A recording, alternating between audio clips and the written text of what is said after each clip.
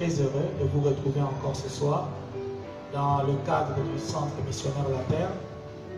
Nous commençons ce soir un enseignement que nous allons donner en direct sur Facebook et vous pourrez aussi retrouver sur YouTube. D'abord, nous présentons toutes nos excuses pour le temps à laquelle nous commençons notre retransmission. Comprenez qu'il y a beaucoup de contraintes liées à la technique, à l'organisation et à toutes les dispositions pour que vous puissiez avoir cette retransmission. N'empêche, nous commencerons ce programme et je voudrais qu'on commence par un court moment de prière, d'invocation, de dévotion. Nous allons donc chanter avec vous un cantique. Et ce cantique que nous allons chanter, c'est pour invoquer simplement la présence du Seigneur avant que nous puissions partager sa parole. Là où vous êtes en famille, eh bien, appelez-vous les uns les autres, appelez vos enfants, appelez le grand frère, la petite sœur, papa appelle maman, maman appelle papa. Mettez-vous ensemble et nous allons passer un moment, 1 heure maximum, autour de la parole de Dieu. Chantons ensemble ce cantique et nous allons prier après cela. Allons-y. Seigneur, tu es bon pour nous. Nous sommes là pour toi, Seigneur. Tusangani awa pona yo Yesu. Tusangani awa pona kokumisa. Alléluia. Jésus.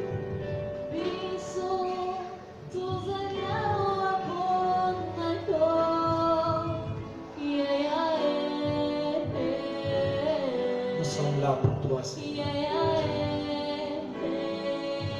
Nous sommes là, encore une fois pour toi.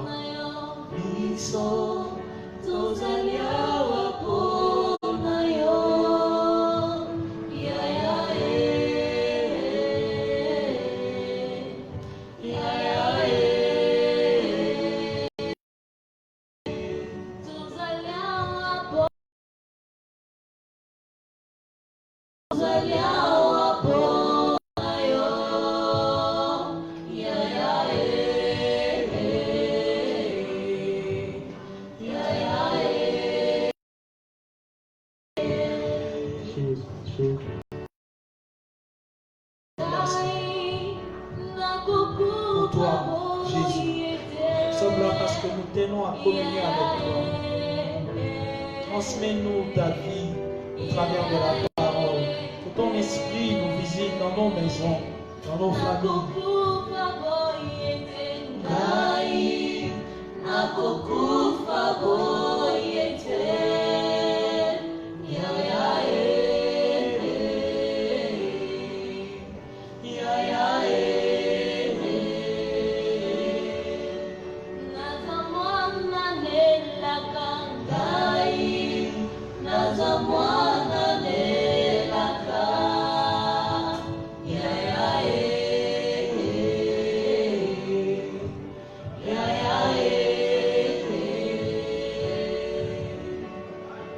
Nous sommes les héritiers de la promesse. Nous t'invoquons, Seigneur. Viens au milieu de nous, Emmanuel. Viens, Seigneur. Alléluia. Nous sommes de ta famille. Tu es notre Père, tu es notre grand frère. Tu es tout pour nous, Seigneur. Nous t'invoquons, Jésus. Viens, Seigneur. Viens au milieu de nous encore. Alléluia. Viens, Seigneur. L'Esprit et l'épouse te disent, viens. Viens, Jésus. Viens, Seigneur. Viens, Seigneur.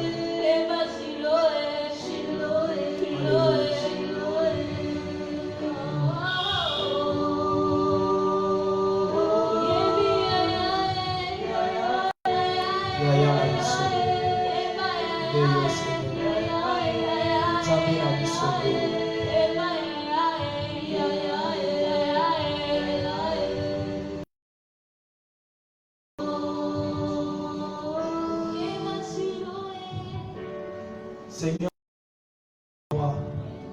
nous voulons que ta présence, par le Saint-Esprit, puisse entrer dans nos maisons, dans nos familles.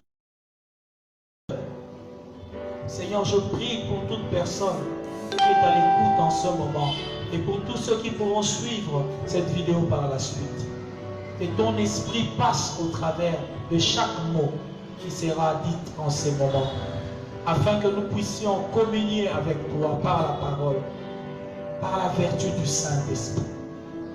Ouvre maintenant notre entendement spirituel. Accorde-nous l'illumination, la révélation. Plonge-nous dans les mystères de ta parole.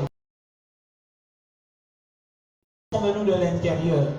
Que ta puissance et ta grâce agissent au plus profond de nos cœurs, au plus profond de nos âmes, pour faire de nous de nouvelles créatures.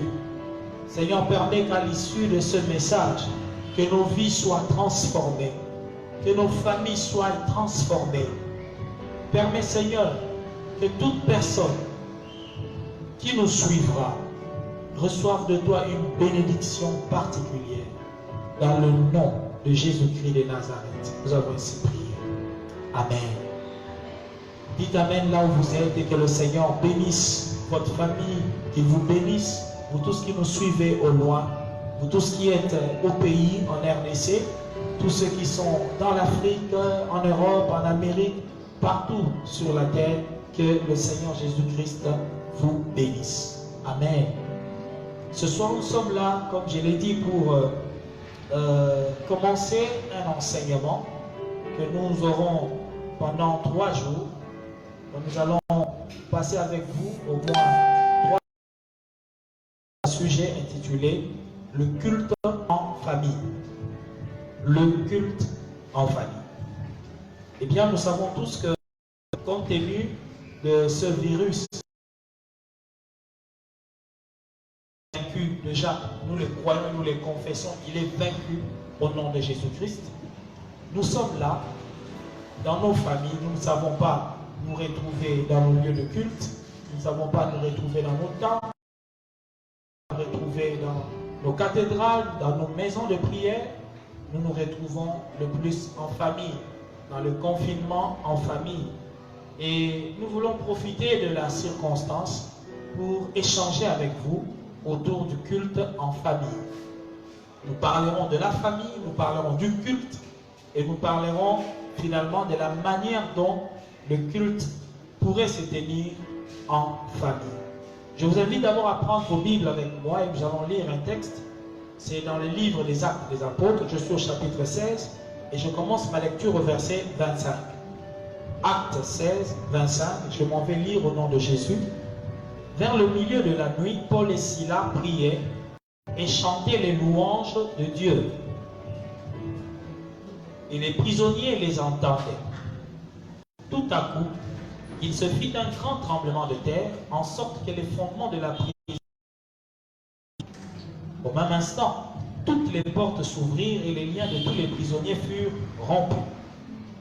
Le geôlier se réveilla et lorsqu'il vit les portes de la prison ouvertes, il tira son épée et allait se tuer, pensant que les prisonniers s'étaient enfouis. Mais Paul cria d'une voix forte, « Ne te fais point de mal, nous sommes tous ici. » Alors le geôlier, ayant demandé de la lumière, entra précipitamment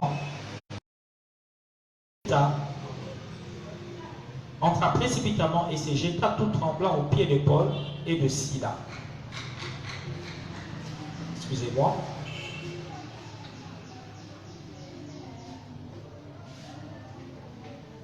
Je disais donc que le geôlier entra tout précipitamment et se jeta aux pieds de Paul et de Silas. Il les fit sortir et dit, « Seigneur, que faut-il que je fasse pour être sauvé ?» Paul et Silas répondirent, « Crois au Seigneur Jésus et tu seras sauvé, toi et ta famille. » Si c'est votre Bible, soulignez ce texte qui est très connu. « Jésus et tu seras sauvé, toi et ta famille. » Et ils lui annoncèrent la parole du Seigneur, ainsi qu'à tous ceux qui étaient dans sa maison. Il les prit avec lui à cette heure même de la nuit. Il lava leurs plaies et aussitôt il fut baptisé, lui et tous les siens. Les ayant conduits dans son logement, il leur servit à manger et il se réjouit avec toute sa famille de ce qu'il avait cru en Dieu. Amen. Bien aimé, ce texte, beaucoup d'entre nous connaissent cela. Il s'agit de Paul et Silas qui ont été jetés en prison. Et là, dans la prison, il y a eu un miracle. Leur louange a provoqué un tremblement de terre, de telle sorte que les portes de la prison se sont ouvertes miraculeusement. Et le responsable de la prison, qu'on appelle ici le geôlier, est venu pour rencontrer Paul et Silas. Impressionné par ce miracle, cet homme a voulu savoir comment il pouvait être sauvé. Le verset 30 de Acte 16 nous montre clairement que la question de cet homme était: que faut-il que je fasse pour être sauvé? Autrement dit, cet homme s'est préoccupé de son salut. Il voulait être sauvé, lui. Mais la réponse des apôtres, Paul et Silas, sont très éloquentes. La Bible nous dit que Paul et Silas répondirent: crois au Seigneur Jésus et tu seras sauvé. Mais ils ajoutent: toi et ta famille. Il sied de se poser la question: pourquoi l'apôtre ou les apôtres ajoutent l'élément de la famille dans leur réponse? Cet homme a dit: que faire pour que je sois sauvé? Mais les apôtres disent: tu peux être sauvé toi et ta famille.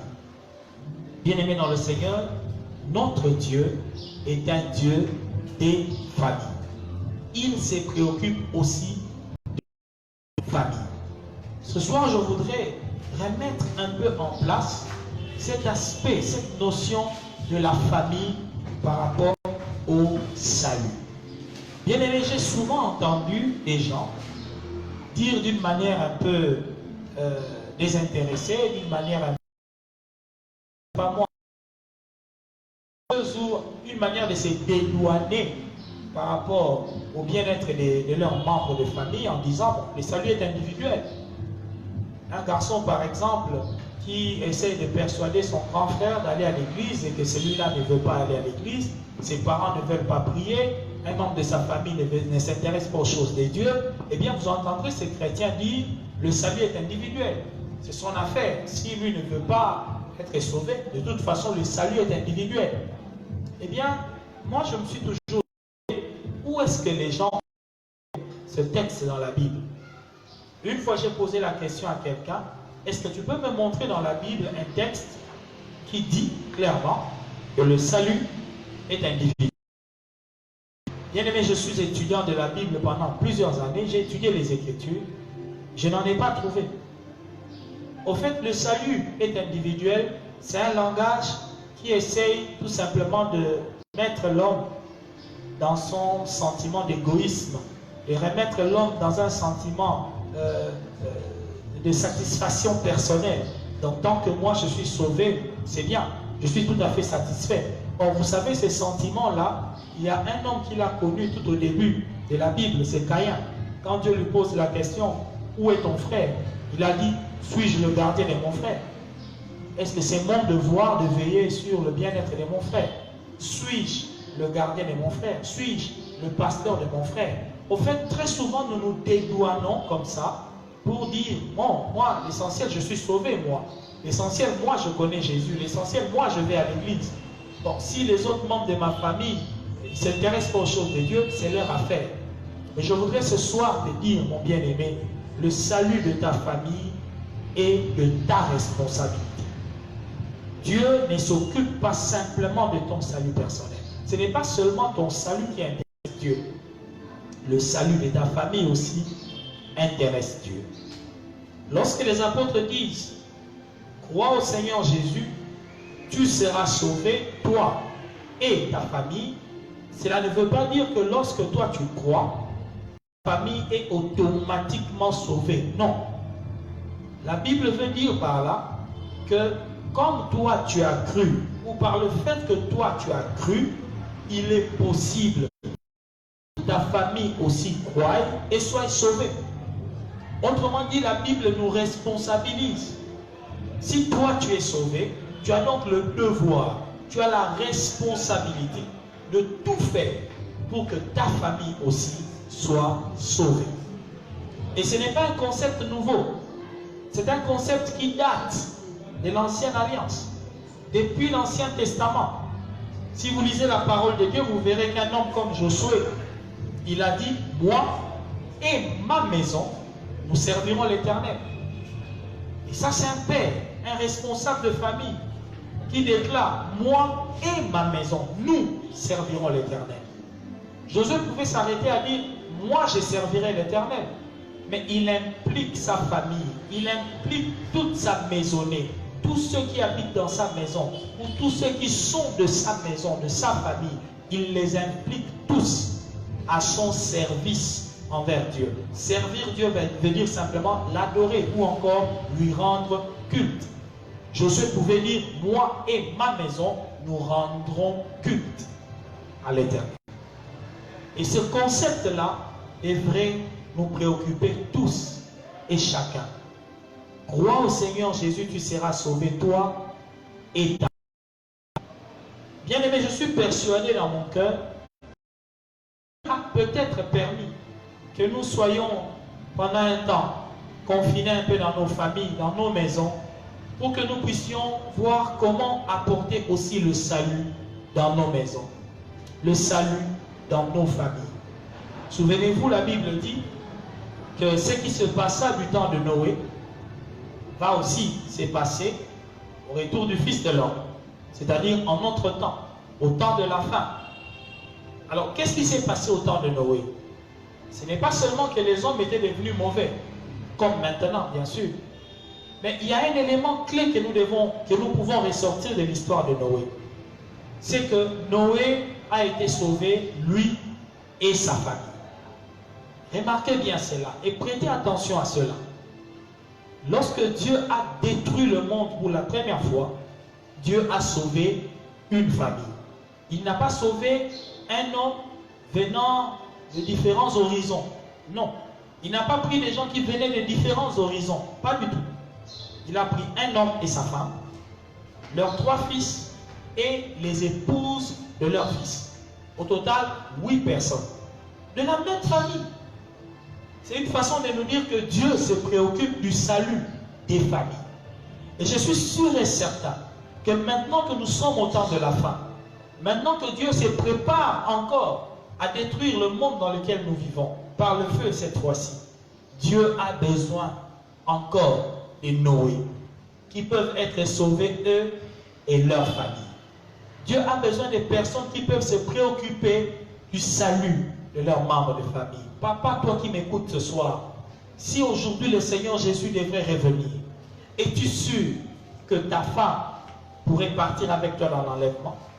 Maman, es-tu sûr que ton mari pourrait partir avec toi dans l'enlèvement? Chers parents, êtes-vous sûr que vos enfants pourraient partir avec vous dans l'enlèvement? Vous savez, au ciel, il y a certaines personnes qui ne seront peut-être pas si heureux que ça. Parce qu'ils seront tout seuls. Imaginez-vous que vous arrivez au ciel et vous voyez d'autres personnes avec leurs membres de famille.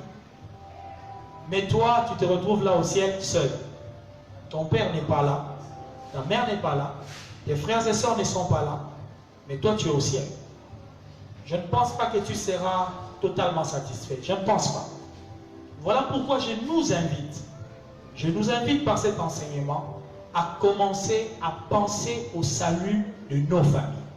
Crois au Seigneur Jésus, tu seras sauvé, toi et ta famille.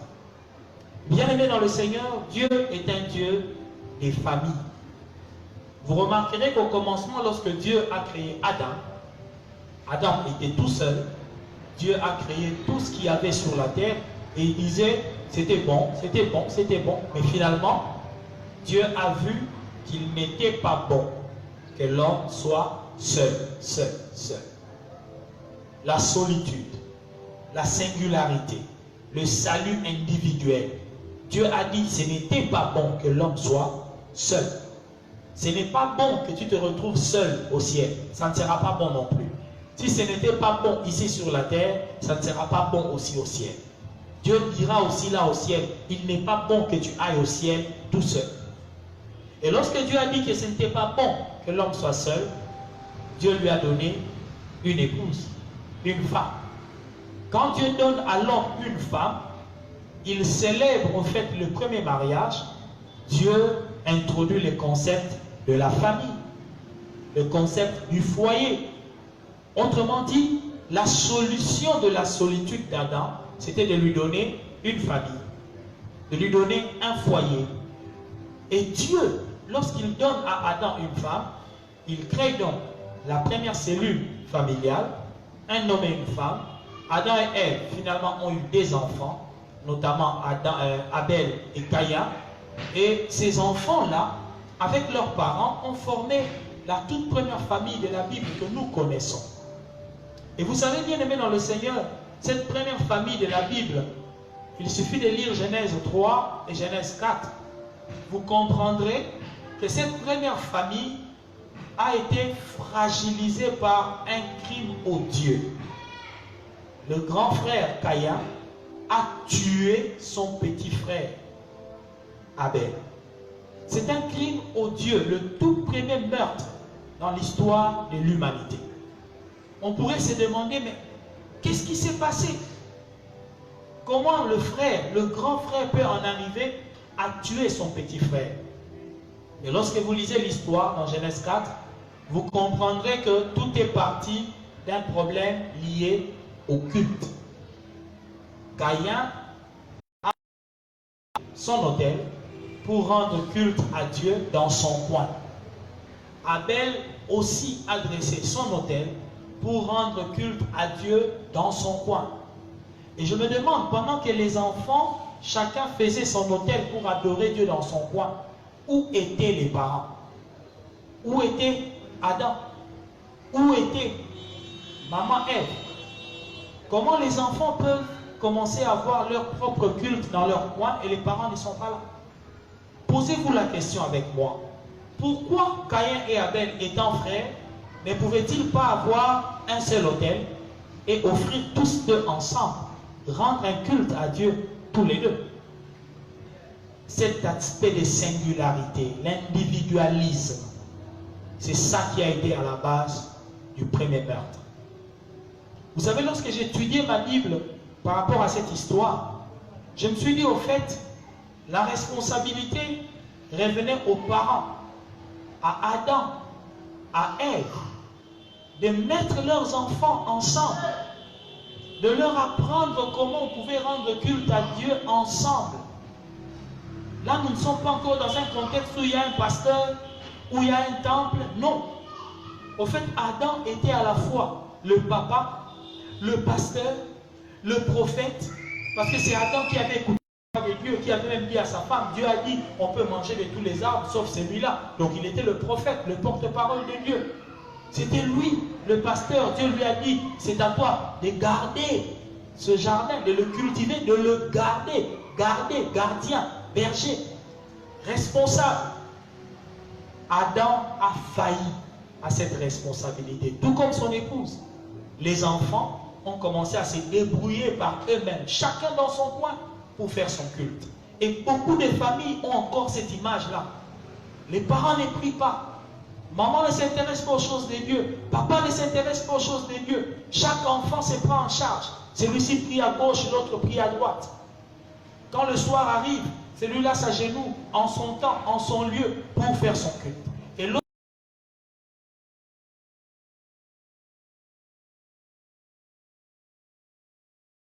du premier crime, du premier meurtre, je vous en supplie, si votre famille présente une telle de corriger cela. Dites-vous, nous sommes une famille.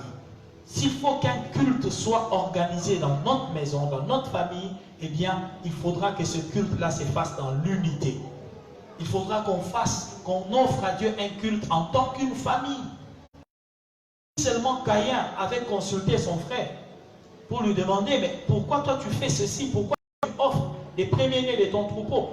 Peut-être que son frère, sur base de la révélation qu'il avait, il pouvait dire à son frère, l'Éternel exige le sang et non les légumes. son frère aurait reçu peut-être cette révélation. Mais malheureusement, il y avait cette idée égoïste, cette singularité. Chacun voulait offrir son culte en son moment, à sa manière. Bien-aimés dans le Seigneur, dans la Bible, nous pouvons trouver comme cela beaucoup d'exemples. Des familles qui ont été soit bénies parce qu'ils ont développé un culte en famille, ils ont développé une foi commune en famille, tandis que dans certains cultes, dans certaines familles plutôt, il y a la difficulté de se retrouver ensemble pour le culte. Et j'en appelle surtout aux pères, j'en appelle aux parents. Il vous appartient à vos chers parents de vous considérer comme des sacrificateurs dans vos familles, dans vos maisons. L'homme que Dieu a appelé père de multitudes, Abraham, remarquez déjà que son nom est lié à la notion de la famille. Dieu l'appelle Abraham, père. On ne peut pas être un père sans des enfants. Lorsque vous devenez père, vous devenez Abraham. Et lorsque vous êtes Abraham, sachez-le papa, vous avez une responsabilité devant Dieu. Abraham, c'est l'adorateur. Cet homme ne faisait que bâtir des autels. Partout il allait avec sa famille, avec sa femme, avec ses serviteurs. Il ne faisait que bâtir des autels et adorer le Seigneur. Et vous verrez que dans Genèse chapitre 22, Abraham a amené son fils Isaac, ainsi que les serviteurs, au pied d'une montagne. Il dit aux serviteurs dans Genèse 22, restez ici avec les ânes, moi et l'enfant, nous irons au sommet de la montagne, ensuite nous reviendrons. Un père qui prend son fils et ils escaladent une montagne pour aller adorer. Voilà l'image du culte. Et un père et son fils. N'est-ce pas là ce que devraient être nos familles? Des parents qui prennent leurs enfants pour qu'ensemble, ils adorent le Dieu vivant. J'invite les parents à être responsables. Remarquez que même le fils Isaac, lorsqu'ils sont arrivés, plutôt en chemin déjà, il commençait à poser à son père des questions. Mais papa, je vois il y a le bois, il y a le feu, il y a le couteau, mais où est l'agneau? Cela montre que ses fils étaient instruits. Ils savaient que pour adorer Dieu, on devrait offrir un animal. On devrait égorger un animal. Qui lui a appris ça? Sinon son père. Voilà l'importance pour vous, papa, pour vous, parents. Partagez avec vos enfants la parole de Dieu. Faites-les à la maison. La Bible ne nous montre pas qu'Abraham allait à l'église. Abraham n'a pas de pasteur. C'était lui le pasteur dans sa maison. C'était lui le sacrificateur dans sa maison. C'est lui qui a instruit de lui-même son enfant sur la manière dont il fallait rendre culte à Dieu. Et quand cet enfant est arrivé au sommet de la montagne, la Bible nous montre que ce n'était plus un gamin. Isaac avait en moyenne 16-17 ans selon les étudiants de la Bible, c'est l'expert de la Bible. Son père ne l'a pas lié de force. Cet enfant a obéi volontairement à son père. Son père lui a dit, l'Éternel exige que ce soit toi l'agneau du sacrifice. Et l'enfant a dit, si c'est l'Éternel qui demande que moi je sois sacrifié, papa, je suis là. Le père l'a lié, il l'a placé sur l'autel. Et il voulait sacrifier l'enfant. L'enfant était consentant. C'est un type de Christ. Christ n'a pas été obligé par Dieu de se donner en sacrifice. Il a donné sa vie volontairement. Isaac aussi, qui est l'antitype, il s'était donné volontairement en sacrifice. Cet enfant est devenu obéissant à son père parce que le papa avait pris sérieusement le temps de lui parler de son Dieu, de lui parler de l'Éternel. Et quand l'Éternel demande quelque chose, nous lui devons obéissance. Même si cela est difficile, même si cela est dur, nous devons obéir à l'Éternel. Chers parents, je vous prends comme des Abraham ce soir. Est-ce que vous prenez le temps de partager la parole de Dieu avec vos enfants? Maman, tu es sauvée, tu vas à l'église, tu connais le Seigneur. Combien de temps consacres-tu à parler de Jésus à tes enfants? À parler de Jésus dans ta maison? La Bible nous donne l'exemple d'un homme que j'aime bien, Job. Cet homme Job, la Bible nous dit au chapitre 1 de son histoire, que Job offrait des sacrifices pour chacun de ses enfants.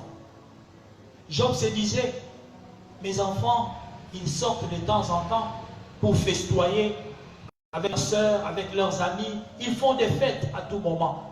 Je ne sais pas qu'est-ce qu'ils font pendant ces moments de fête. Peut-être qu'ils pêchent contre Dieu. Peut-être qu'ils commettent des péchés et Dieu peut se fâcher. Dieu peut me punir. Dieu peut châtier ma famille à cause des péchés de mes enfants. Et chacun de ses enfants, il offrait un holocauste pour cet enfant-là. Il purifiait l'enfant. Imaginez un père qui agit comme cela. Job s'est considéré comme le sacrificateur de ses enfants. Les enfants n'avaient pas besoin d'aller forcément vers un autre sacrificateur. Papa Job était là. Il prenait ses enfants en charge. Il prenait la spiritualité de ses enfants en charge. Et il le faisait par crainte que toute la famille ne soit sanctionnée, jugée par Dieu, peut-être à cause d'un seul enfant. Maman, sais-tu que toute la maison peut être punie à cause d'un enfant qui s'est méconduit?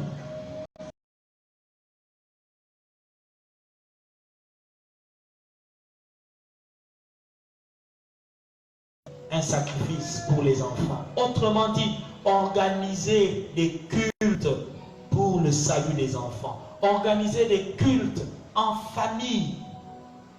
Cela est très important. J'invite tous les parents ce soir à penser à cela. Aujourd'hui, bien aimés dans le Seigneur, les églises, nos temples, nos maisons de prière, là où nous sommes habitués à aller pour prier, écouter la parole de Dieu, ces maisons de prière sont fermées à l'heure actuelle.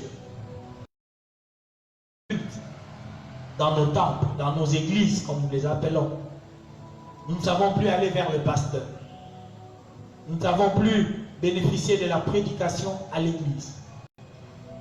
Comment allons-nous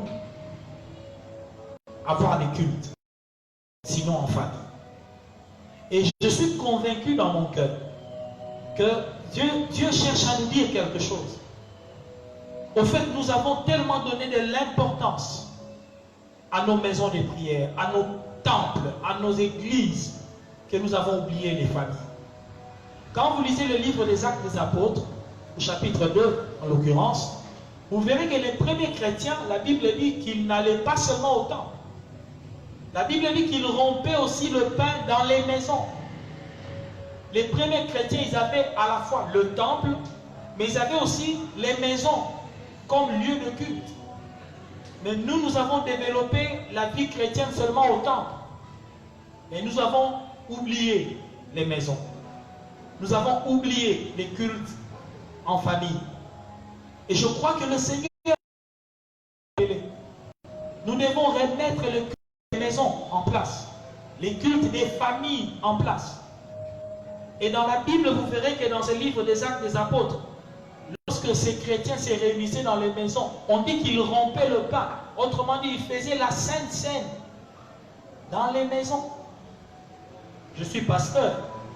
Vous savez, nous avons créé une mentalité un peu nicolaïte, une mentalité des clergés, des laïcs, tels que les chrétiens eux-mêmes ne peuvent pas se permettre certaines choses. Certaines choses ne doivent être faites qu'à l'église. Ce sont des sacrés. Pasteurs ordonnés, consacrés pour préparer la Sainte Seine, pour baptiser une personne. Bien aimé dans le Seigneur, ces choses, nous ne pouvons pas les soutenir bibliquement. Je ne suis pas en train de dire que n'importe qui peut se permettre de faire la Sainte Seine, n'importe qui peut se permettre de baptiser quelqu'un. Mais dans la Bible, dans la parole de Dieu, tout chrétien né de nouveau a le droit de célébrer la Sainte Seine, même dans sa maison. Les parents ont la capacité, le droit de réunir leurs enfants et de célébrer la Sainte Seine avec eux. La Sainte Seine que nous célébrons aujourd'hui, est-ce que ce n'est pas un type Et ce que les enfants d'Israël ont fait en Égypte. Lorsqu'ils devaient sortir d'Égypte, Dieu a demandé aux familles. Il a dit, chaque famille va prendre un agneau, l'immoler, prendre le sang, mettre au linteau, porte de la maison. Cela se faisait en famille. Moïse n'est pas allé de maison en maison pour couper, égorger tous les agneaux. Ce sont les chefs des familles qui égorgeaient les agneaux, qui préparaient les repas en famille. Cela s'est fait en famille. Et le sang qui était placé dans les linteaux, c'est le responsable de la famille qui mettait le sang. Et l'esprit de mort n'est pas entré dans la maison. Pas parce que le pasteur est passé. Pas parce que le pasteur a fait le service à la maison. Parce que le père, le chef de la famille, a pris sa famille en charge spirituellement. Et je crois que nous vivons un temps pareil. Nous vivons un temps où dans nos familles, il faut que les cultes répètent. Il faut que les chefs de famille soient de faire certains services sacerdotaux en famille. Oui, la parole de Dieu nous l'autorise. Nous ne sommes pas obligés de le faire à l'église. La Sainte Seine que le Seigneur Jésus a faite avec ses disciples, dans Jean chapitre 13, il ne l'a pas fait au temple. Il l'a fait dans une maison. Il avait dit à ses disciples, suivez un homme qui portera une cruche, et quand il a une chambre haute, préparez la Pâque dans cette chambre haute. Ce n'était pas à l'église. Donc il est fort possible que nous puissions faire certains services dans nos maisons. Mais pour cela, nous devons commencer évidemment par les petites choses. Commençons par organiser des moments de louange, des moments d'adoration en famille, des moments de méditation de la parole de Dieu en famille. Commençons par organiser des veillées de prières en famille, des jeûnes de prières en famille. Hier, il y a quelques-uns de mes fils qui sont venus me voir à la maison pour me proposer quelque chose en disant, pasteur, l'une d'entre nous voudrait qu'on commence à se réunir de temps en temps, à 3, à 4, à 5, à se retrouver pour des moments de prière, comme on ne sait pas prier, se réunir à l'église. Je leur ai dit non, ne faites pas ça. Parce que le principe du confinement, c'est que les gens restent chez eux, en famille. Lorsque vous commencez à venir de part et d'autre, eh bien, vous vous mettez en danger. Je leur ai dit que chacun de vous, au contraire, développer un culte dans leur propre maison, avec les membres de la famille, qu'ils soient croyants ou pas. Cherchez à développer un culte dans vos familles. Et c'est ce que je demande à chacun d'entre vous qui suivez ces messages. Cherchez à créer une atmosphère de culte dans vos maisons, dans vos familles. Ce sera une très bonne chose. Le Seigneur ne nous demande pas d'être comme des templiers, excusez-moi le terme. Les templiers, j'utilise ce mot à ma manière, des personnes qui sont attachées à leur temple. Mais le Seigneur nous demande d'être attachés à nos maisons de prière. Non, devenons nous-mêmes les tabernacles. Parce que le Seigneur a dit, là où 2 ou 3 sont assemblés en mon nom, je suis là. Mais où est le lieu où nous sommes le plus assemblés si ce n'est dans nos maisons? À l'église, quand nous allons à l'église, nous passons 2-3 heures du temps, simplement.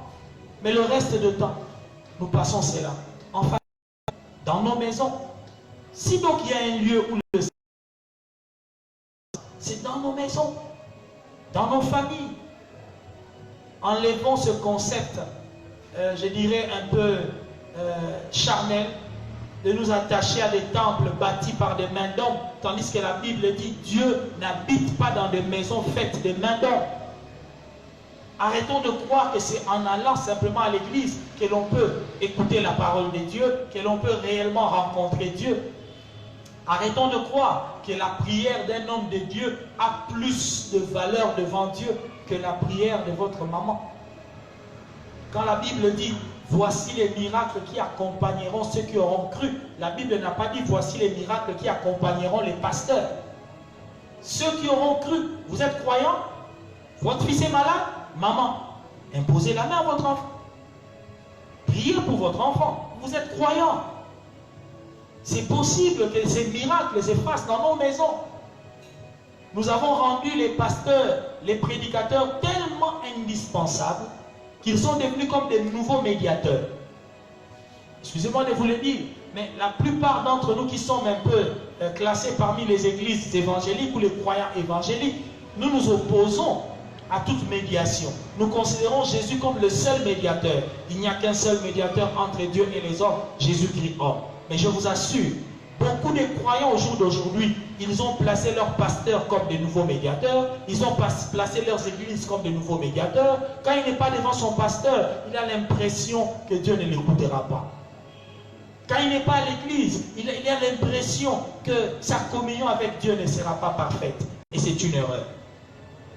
Que le Seigneur nous aide à ne pas placer nos pasteurs comme des médiateurs entre le Seigneur et nous. Nos pasteurs sont... Parce que c'est eux la responsabilité de nous nourrir de la parole de Dieu, de nous paître. Mais le temps est venu et il vient encore où nous n'aurons plus la possibilité de nous réunir dans nos temples. Il y a beaucoup de temps de cela, j'annonçais cela dans l'église où je suis. Le temps viendra, on fermera nos églises. Que j'ai prophétisé l'arrivée du coronavirus, je m'en avais. Mais tout prédicateur qui est en communion avec le Saint-Esprit, qui étudie un peu la parole prophétique, qui a des notions d'eschatologie, il le sait. Que le temps vient où nos églises n'auront pas la possibilité de se réunir. Ce temps-là vient et il est déjà venu. Ce temps-là est déjà venu. Et nous avons tout intérêt à redécouvrir le culte en famille. C'est dans notre intérêt de redécouvrir cela. Bien-aimés dans le Seigneur, ce soir, je voulais juste introduire ce message, cet enseignement, en vous montrant l'importance du culte en famille. En vous montrant comment est-ce que la première église ou les premiers chrétiens, ils utilisaient aussi les maisons comme lieu de culte. Dans l'histoire que nous avons lue, vous remarquerez que ce geôlier, lorsqu'il a cru au Seigneur, pendant la nuit, la Bible dit pendant la nuit, on l'a pris, on ne l'a pas amené au temple pour être baptisé. Où est-ce qu'on a été baptisé? Nous ne savons pas précisément, mais durant la nuit, on lui a annoncé la parole de Dieu, et la Bible dit qu'on lui a annoncé la parole à lui et à tous ceux qui étaient dans sa maison.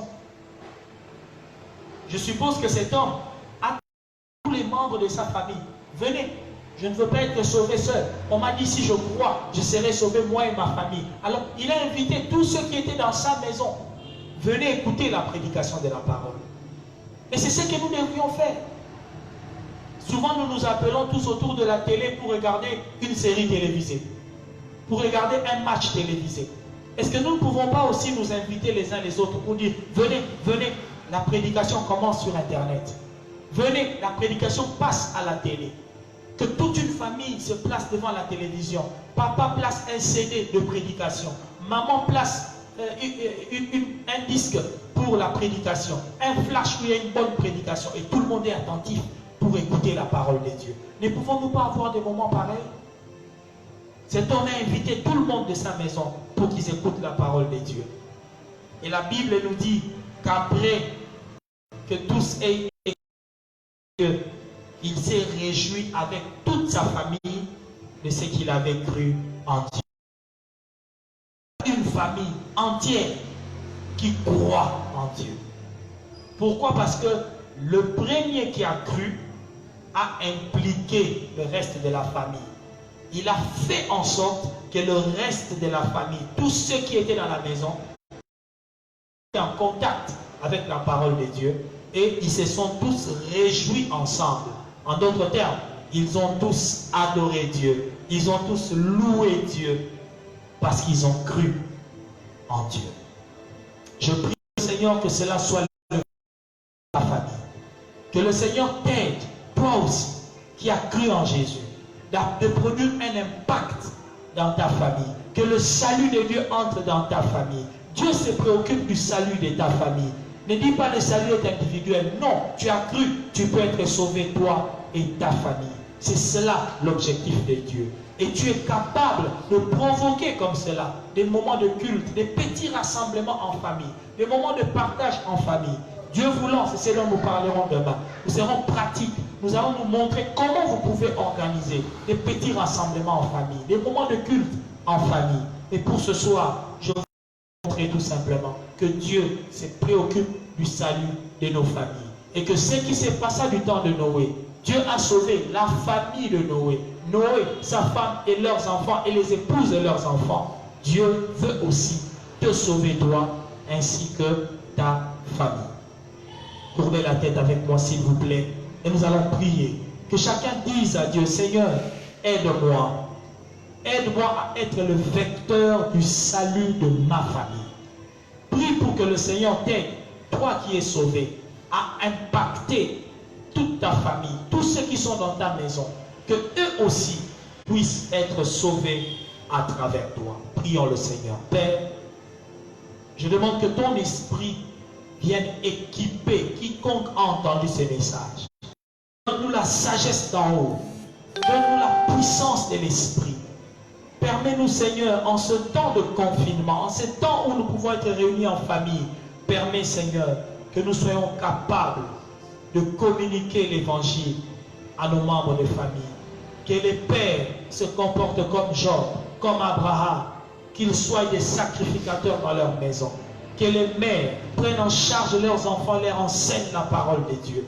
Que les enfants prient en faveur des parents et qu'ils impactent la famille par la flamme de l'évangile. Seigneur, aide-nous car nous voulons être sauvés, nous et nos familles. Nous voulons te servir, nous et nos maisons. Accorde-le, Seigneur, par la vertu du Saint-Esprit. Au nom de Jésus-Christ, nous te l'avons ainsi demandé. Amen. Que Dieu vous bénisse, vous qui avez suivi ce message. Bien-aimés, je vous donne rendez-vous demain, même heure, à partir de 17h30. Nous allons nous retrouver pour la suite de cet enseignement. Entre-temps, que le Seigneur vous bénisse dans vos familles. N'hésitez pas à partager cette vidéo, à revoir cette vidéo. Vous pouvez revoir cela sur notre page Facebook, là où vous suivez maintenant même en direct. Ou alors, reportez-vous sur notre espace YouTube, sur Perle TV, Perle en majuscule, TV. Vous allez trouver notre vidéo, d'autres vidéos du Centre missionnaire La Perle, des prédications qui vont vous édifier. Vous allez retrouver cela sur cette page Facebook ou alors sur notre espace YouTube. Que Dieu vous bénisse.